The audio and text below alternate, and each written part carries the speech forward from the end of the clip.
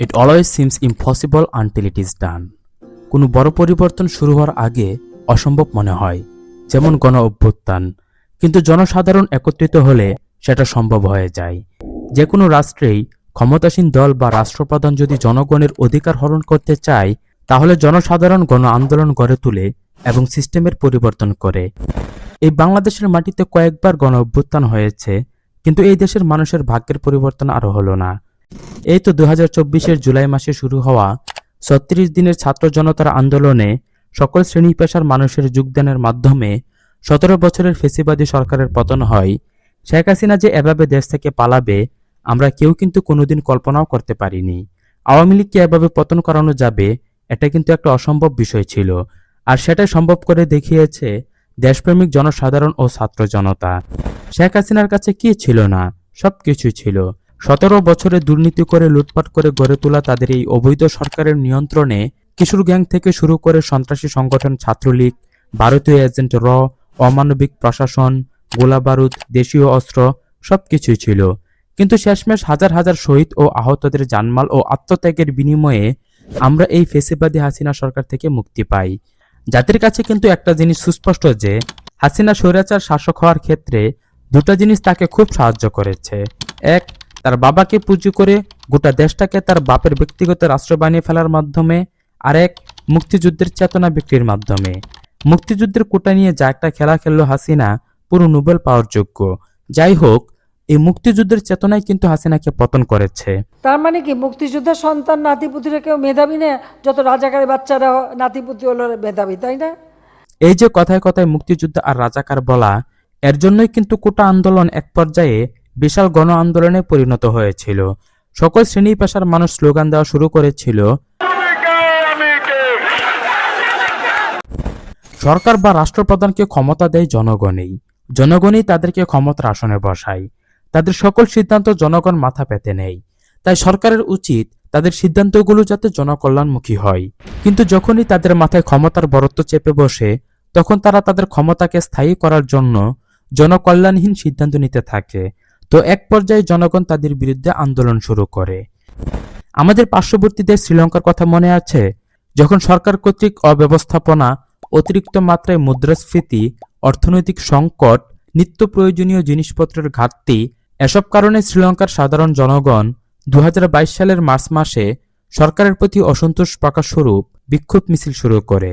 তো এক পর্যায়ে সেই বিক্ষোভ মিছিল বিশাল আকার ধারণ করে, আর সেটা ধামাচাপা দেওয়ার জন্য 3 এপ্রিল শ্রীলঙ্কায় ফেসবুক, টুইটার, ইনস্টাগ্রাম, হোয়াটসঅ্যাপের মতো সোশ্যাল মিডিয়া প্ল্যাটফর্মগুলো নিষিদ্ধ করে দেওয়া হয় এবং সামরিক শক্তি ব্যবহার করে এই বিক্ষোভ দমনের চেষ্টা করা হয়। তো এই ঘটনার পরে সারা দেশে আরো জোরদারভাবে বিক্ষোভ মিছিল ও সমালোচনা শুরু হয়। তো সবশেষে 9 জুলাই 2022 সালে হাজার হাজার বিক্ষোভকারী রাজধানী কলম্বোতে রাষ্ট্রপতির বাসভবনে ঢুকে পড়ে এবং সেটি দখল করে নেয়। তো শ্রীলঙ্কা উচ্চ মুদ্রাস্ফীতির ফলে একেবারে দেউলিয়া হয়ে যায়। গণ অভ্যুত্থানের পরবর্তী সরকার IMF, ইন্টারন্যাশনাল মনিটারি ফান্ডের সহায়তায় কর বৃদ্ধি, ঋণ পুনর্গঠন শুরু করে।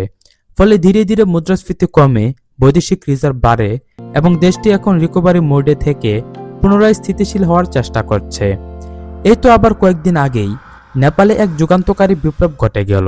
সেপ্টেম্বর 2025 সালে নেপালি তরুণরা রাজনৈতিক নেতৃত্বের দুর্নীতি ও স্বজনপ্রীতির বিরুদ্ধে প্রতিবাদ করে। দেশটির প্রধান শহর যেমন ইতাহারি, পোখরা, নেপালগঞ্জ সহ রাজধানী কাঠমান্ডুতে ব্যাপক মিছিল নিয়ে প্রতিবাদ করে। তো এত বিক্ষোভ মিছিলের কারণ হচ্ছে সরকার ফেসবুক, এক্স এবং ইউটিউব সহ 24টি সোশ্যাল মিডিয়া প্ল্যাটফর্ম বন্ধ করার নির্দেশ দেয়। 8 সেপ্টেম্বর সারা দেশের প্রধান শহরগুলোতে তরুণরা সোশ্যাল মিডিয়া নিষেধাজ্ঞা এবং দেশে বিদ্যমান দুর্নীতির বিরুদ্ধে কঠোর প্রতিবাদী মিছিল গড়ে তোলে। তখন পুলিশের গুলিতে 14 জন নিহত এবং 80 জন আহত হয়। তবু নেপালি যুবকরা থেমে যায়নি এবং 9 সেপ্টেম্বর নেপালের প্রধানমন্ত্রী KP শর্মা ওলি পদত্যাগ করতে বাধ্য হন এবং অন্তর্বর্তী প্রধানমন্ত্রী হিসেবে শপথ নেন সুশীলা কার্কি। তো নেপালে এই বিপ্লব ঘটার কারণ হচ্ছে জনগণের অধিকারে সরকারের অযৌক্তিক হস্তক্ষেপ করা এবং শাসনকার্যে স্বজনপ্রীতি দেখানো। তো যাই হোক, নেপালে বর্তমানে নির্বাচিত সরকার বসেছে। নতুন প্রধানমন্ত্রী বালেন শাহ অত্যন্ত প্রশংসনীয়ভাবে শাসনকার্য পরিচালনা করছেন। প্রায় একই সময়ে 3টি দেশে বিপ্লব ঘটেছে। তার মধ্যে দুটি দেশ তাদের ভেঙে পড়া সিস্টেমকে নতুনভাবে গড়ে তুলতে সক্ষম হচ্ছে, আর বাংলাদেশ সেই পুরনো জঘন্য রাজনৈতিক কালচারে ফিরে যাচ্ছে। 24-এর ঐতিহাসিক বিপ্লবের মাধ্যমে বাংলাদেশের সচেতন নাগরিক এই দেশকে নিয়ে নতুনভাবে স্বপ্ন দেখতে শুরু করেছিল, কিন্তু কিছু স্বার্থান্বেষী ব্যক্তিবর্গের জন্য এই দেশ যে গতিতে আগানোর কথা ছিল তা আর সম্ভব হয়নি। অন্তর্বর্তীকালীন সরকার যখন তাদের শাসন কার্য পরিচালনা করা শুরু করে, তখন থেকে কিছু ভিন্ন ভিন্ন পেশার অসচেতন নাগরিক তাদের অযৌক্তিক দাবি নিয়ে তাদের সংস্কার কাজে বিঘ্ন ঘটায়। আর বিএনপি তো ছিলই, সংস্কারের পক্ষে কাজ না করে শুধু নির্বাচন করেই যাচ্ছিল। তো অন্তর্বর্তীকালীন সরকার জনগণের প্রত্যাশা অপূর্ণ রেখেই 2026-এর 12 ফেব্রুয়ারিতে ত্রয়োদশ জাতীয় সংসদ নির্বাচনের সাথে একটি গণভোট আয়োজন করে।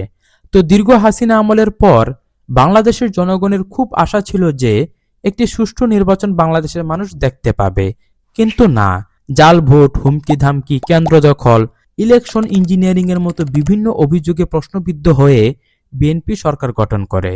তো বিএনপি শুরুতেই জনগণের রায়ের বিপরীতে অবস্থান নিয়ে বসে আছে। গণভোটের মাধ্যমে জনগণের কাছ থেকে যে সংস্কারের বিষয়ে রায় নেওয়া হয়েছে, বিএনপি তা অস্বীকার করা শুরু করেছে। আর বিএনপির মন্ত্রী পরিষদের সদস্যগণকে নিয়ে বিভিন্ন বিতর্ক রয়েছে। একাধিক মন্ত্রণালয়ের দায়িত্ব দেওয়া হয়েছে ঋণ খেলাপিদের, যারা কিনা নির্বাচনের জন্য নমিনেশন পাওয়ার যোগ্যই ছিল না, তারা মন্ত্রী হয়ে বসে আছে। এতে কিন্তু সাধারণ জনগণ কিছুটা হলেও অসন্তুষ্ট হচ্ছে। আর গোটা দেশ যখন জ্বালানি সংকটে জর্জরিত, তখন মন্ত্রীরা দাবি করছে দেশে কোনো সংকট নেই। আর সারা দেশে চাঁদাবাজি, খুন, ধর্ষণের মতো অপরাধ বেড়েই চলেছে। এতে সরকারের নজিরবিহীন কোনো পদক্ষেপ চোখে পড়ছে না। আর ছাত্রদল কর্তৃক অপরাধমূলক কাজ ঘটেই চলেছে, যেমন চট্টগ্রামের সিটি কলেজে হামলা, এমনকি পুলিশ স্টেশনে প্রবেশ করে হামলার মতো জঘন্য অপরাধ ছাত্রদল ইতিমধ্যেই করে ফেলেছে। এতে সরকারের ইমেজ কিছুটা হলেও ক্ষুণ্ণ হচ্ছে। আর বিরোধী দল থেকে শুরু করে সাধারণ জনগণের মনে একটি প্রশ্ন ঘুরছে, খুনি হাসিনার শাসনামলের অন্যতম সদস্য শাহাবুদ্দিন চুপ্পুরকে এখনো কেন রাষ্ট্রপতির ক্ষমতায় রাখা হচ্ছে? বর্তমান স্বরাষ্ট্রমন্ত্রী সালাউদ্দিন আহমেদ অন্তর্বর্তীকালীন সরকারের জাতীয় নিরাপত্তা উপদেষ্টা ডক্টর খলিলুর রহমানকে নিয়ে স্পষ্ট ভাষায় বিরোধিতা করেছিলেন যে একজন দ্বৈত নাগরিক কিভাবে এই দেশের জাতীয় নিরাপত্তা উপদেষ্টা হতে পারে। কিন্তু এখন প্রশ্ন হচ্ছে, যেই ব্যক্তিকে সালাউদ্দিন আহমেদ উপদেষ্টা হিসাবে মেনে নিতে পারেননি, তাকে এখন কেন এবং কিভাবে পররাষ্ট্রমন্ত্রী বানানো হলো, যেখানে সালাউদ্দিন আহমেদ স্বয়ং স্বরাষ্ট্রমন্ত্রী? আমরা আরো দেখতে পাচ্ছি বিএনপি সরকারও ফেসিবাদী হাসিনা আমলের মতোই কথায় কথায় রাজাকার আর ৭১-এর চেতনা নিয়ে পড়ে আছে।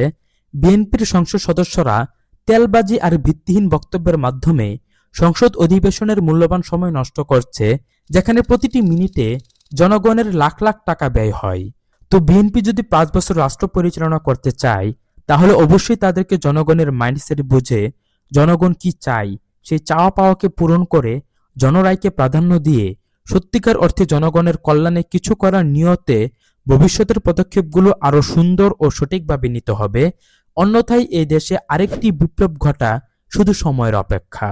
তো যাই হোক, বিএনপি সুন্দরভাবে শান্তিপূর্ণভাবে দেশ পরিচালনা করুক, ভালো করলে তারা আগামীতে আবার ক্ষমতায় আসবে, এতে তো কারো কোনো আপত্তি নেই।